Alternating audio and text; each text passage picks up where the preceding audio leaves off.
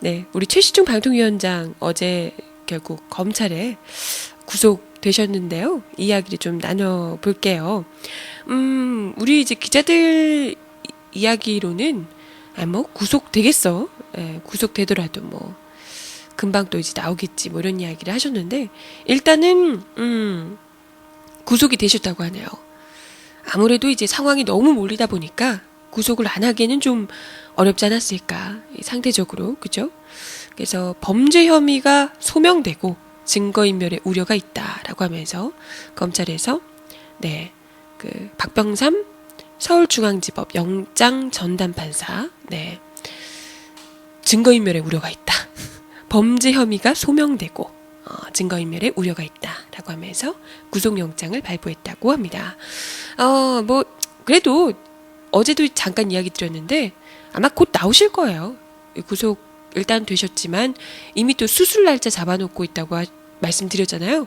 아마도 이제 또 휠체어든지 뭐든지 또 연기력이 워낙에 출중하신 분이기 때문에 또 급격히 이번 요 사태 겪으면서 몸이 많이 안 좋아지셨다고 합니다. 뭐 워낙 연세가 있으시다 보니까 스트레스를 받고 이러시면 이제 또 그러실 수도 있을 것 같은데요. 어찌됐건 곧 아마 나오시게 되지 않을까. 네, 뭐 이런 생각이 들어요. 그래서 어제 이제 구속되시면서 그런 이야기를 하셨다고 하네요. 우리 최시중 방통위원장께서 뭔가 많이 잘못된 것 같다. 나에게 닥친 큰 시련이라고 생각하고 시련을 잘 극복할 수 있도록 자중자애하겠다라고 서울구치소로 이동을 하셨다고 하네요. 뭔가 많이 잘못된 것 같다. 이게 뭔가 잘못된 게 뭘까요? 본인이 구속되는 게 뭔가 잘못된 것 같다. 이런 이야기인가? 끝까지 나의 멘티인 각하가 날 챙겨줘야 되는데 날 이렇게 버리나? 뭔가 잘못했어. 이런 뜻인가요? 뭐 나에게 닥친 큰 시련이라고 생각하고 시련을 잘 극복할 수 있도록 자중자애하겠다. 이 말은요. 본인이 잘못했다라고 생각하는 말은 아니지 않나요? 이건 내가 잘못한 게 아니고 뭔가 상황이 나를 이런 식으로 몰아갔다. 내가 잘못한 거라기보다는 나에게 닥친 큰 시련이다라는 건 나는 잘못한 게 없는데 상황이 뭔가 안 좋게 돌아가고 있다. 이런 뜻 아니에요? 내가 해석을 잘못하는 건가? 그렇잖아요. 예. 뭐 본인은 끝까지 잘못한 게 없다라고 생각을 하시는 모양이에요. 뭐 어찌됐건 본인은 이때까지 돈은 받았으나 인허가 청탁하고는 무관하고 개인적으로 썼다라고 주장을 하고 계시죠. 처음에는 대선 자금으로 썼다고 했다가 말 바꾸기로 해서 개인적으로 돈을 썼다라고 뭐 이야기를 하셨죠. 그리고 이제 뭐 돈 받은 문제에 대해서는 어제 이제 들어가시기 전에는 유구무원이다라고 입이 있어도 할 말이 없다 뭐 이렇게 이야기를 하셨다고 하는데요. 뭐 어찌됐던 간에 본인이 뭐 이야기를 할 말이 없니 아니면 뭐 본인은 끝까지 아니라는 둥 뭐 이야기를 하시더라도 내가 아니라 상황이 잘못된 거다라고 주장을 하려고 하신다 하더라도 일단은 법원에서 범죄 혐의가 소명되고 증거인멸의 우려가 있다라고 하는 건 어찌됐건 거의 이제 이 죄가 거의 확실하다 이렇게 볼 수가 있는 거잖아요. 그죠? 죄가 있다. 유죄로 볼 가능성이 일단 상당히 높기 때문에 어느 정도 죄값을 치르게 될지는 알 수 없으나 그런 가능성이 굉장히 높기 때문에 지금 구속영장까지 발부를 하신 거잖아요. 그렇기 때문에 이 정부 우리가 또 누누이 이걸 입에 올릴 때마다 참 아이러니한 역설적인 그 말이다 생각이 드는데 도덕적으로 완벽하다라고 자임했던 이 이명박 정부에서 그것도 각하의 멘토로 불렸던 최시중 방통위원장 이 사실상 정치적 멘토이기도 했지만 이명박 정권의 방송 장악의 거의 핵심이었잖아요. 뭐 천병이다 이런 표현도 쓰시던데 네 이분 지금 현재 방송을 장악하면서 사실상 우리가 이제 방송 장악이 위험하다 했지만 이번 총선 그리고 또 지금 현재까지 오면서 얼마나 이 방송이 중요한 것인가를 철저하게 깨닫고 있잖아요. 어떻게 방송이 장악되지만 않았더라면 민간사찰 문제나 지금 광우병 터진 문제나 이런 것들이 이렇게 조용하게 흘러갈 수가 없는 문제인데, 지금 또 이 각하 이 멘토 되시는 최시중 방통위원장이나 이런 분들의 비리 문제도 이렇게 조용하게 넘어갈 일이 아니잖아요. 정말 옛날 같았으면 이건 당장에 내려와도 수십 번 내려오고 목이 달아나도 수십 번 수백 번 목이 달아나도 모자랄 판인데, 이걸 언론들에서 제대로 다루지 않고 있다는 거잖아요. 그게 그 정말 엄청난 역할을 최시중 방통위원장께서 해 오셨던 거잖아요. 그죠? 그러면서 이 정부의 어떻게 보면 정권의 나팔수가 되면서, 그리고 국민들의 눈과 귀는 다 막아버리는 그런 역할을 한 방송 장악을 했던 그 주범, 그분의 이 드러나고 있는 비리들이 사실상 이제 이 사실로 밝혀지고 있는 상황이라는 거죠. 이게 굉장히 중요한 거고요.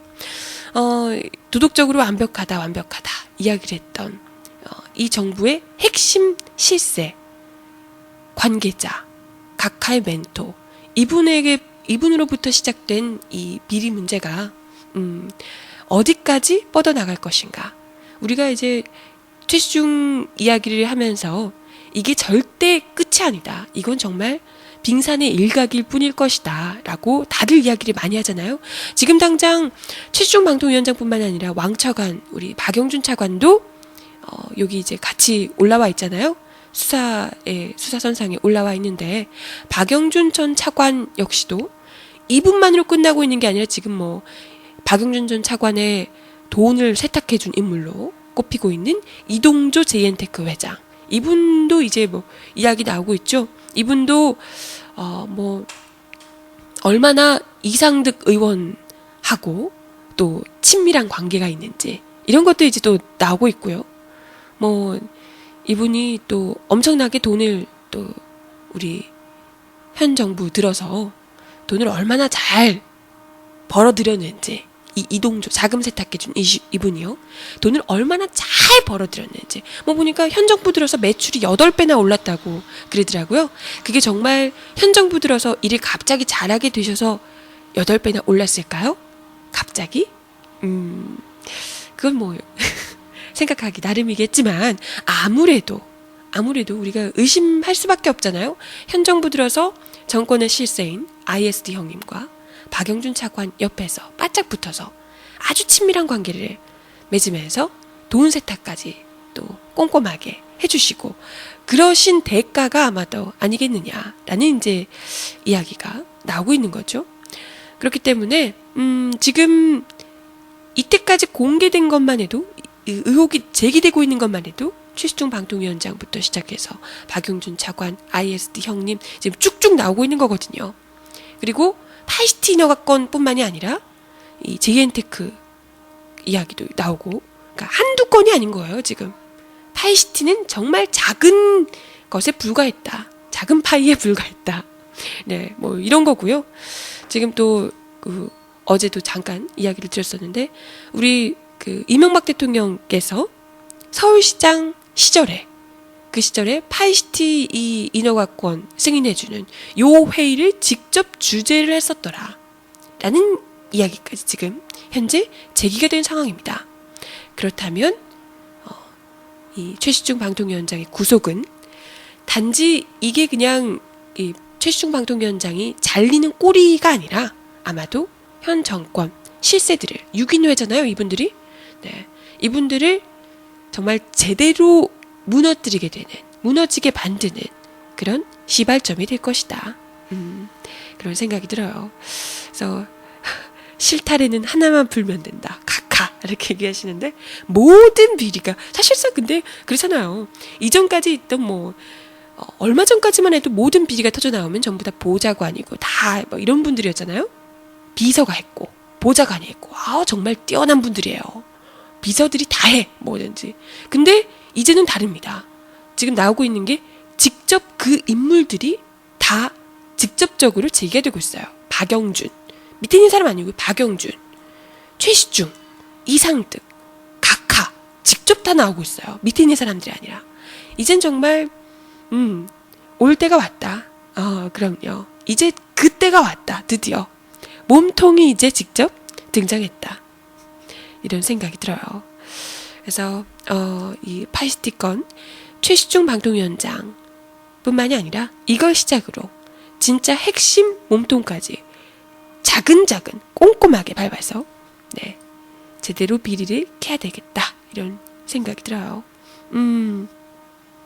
이런 시옷 비옷 네. 욕하고 계신 건가요? 네.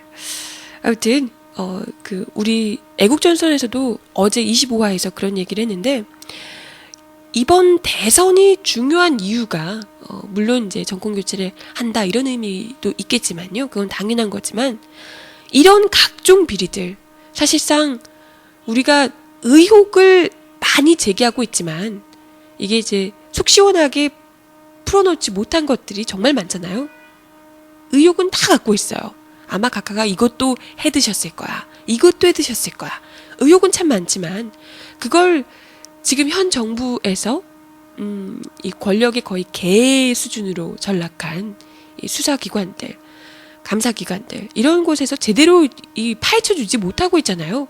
그런 가운데 만약에 이명박근혜라고 하잖아요. 똑같은 정권이 또 새롭게 재창출이 된다면 아마도 이런 각종 비리들이 세상에 빛이 보지 못하고 다 묻히게 될 거다.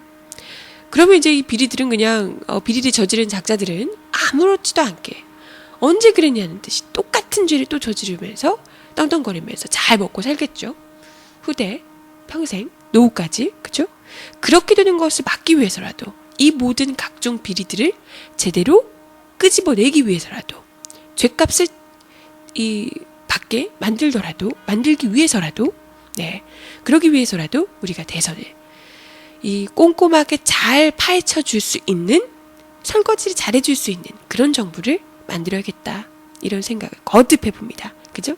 그러니까 대선이 중요하다는 거죠. 그럼요. 이거 뭐 마음 약해가지고 이렇게 어영부영 승전들이 패자를 또 감싸 안아줘야지 이런 거 필요 없습니다. 무조건 확실하게 아주 그냥 자근자근 밟아줄 그런 정부 콜이에요. 필요합니다.